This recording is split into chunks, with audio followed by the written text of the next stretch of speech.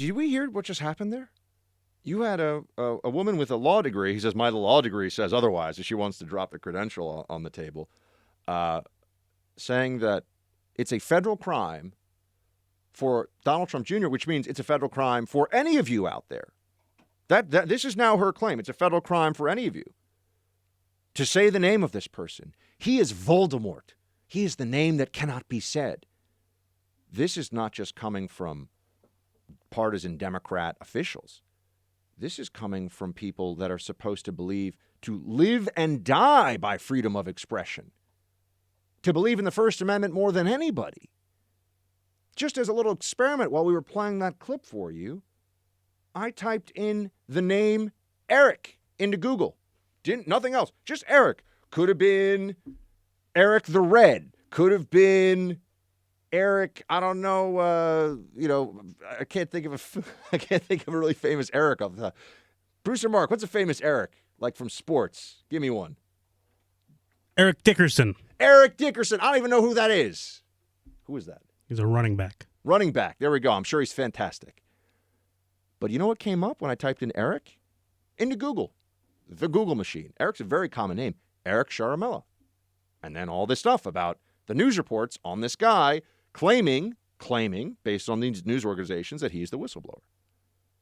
In what world does anyone think that it could be even theoretically prosecutable to say, hey, I just read this thing that is literally on the internet that any human being with internet access can go to and read and see?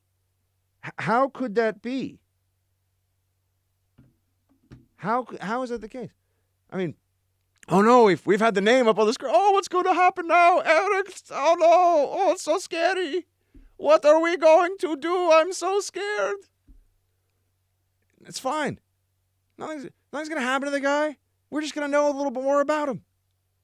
By the way, this whole thing about, his life is in jeopardy, which Mark Zaid was saying, and Jake Tapper, that fraud, that nasty, petty fraud.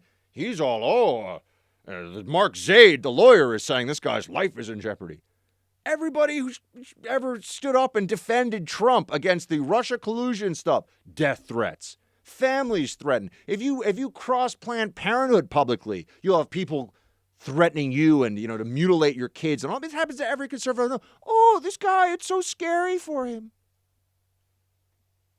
I'm just wondering, was it scary for Kavanaugh's family when they were under constant threat from psychotic libs who were stupid enough and delusional enough to believe that he was part of that Kavanaugh was part of a high school gang rape gang? Was that, did liberals feel bad about that at all? Because it completely created that entirely false circumstance. Do you think any of them lost sleep? Any of them cried tears about that? Did liberals lose any sleep or feel badly when people showed up at Tucker Carlson's home and terrified his wife in the middle of the night, chanting and yelling and screaming outside as a mob? Did they feel bad about that? No, I don't think so. I don't remember any liberals going on TV and apologizing for the rhetoric that is constantly promoted on the left without any compunction, without any hesitation about how the opponents of leftism and socialism today are white nationalists. All of us. Anybody. Doesn't matter if you're white or not. You're still a white nationalist. You're supporting white nationalism.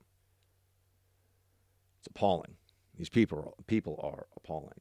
But that on The View, I have to say, that was one of the dumbest legal exchanges I've ever heard in my life. It's a crime, really? It's a crime to share a news article?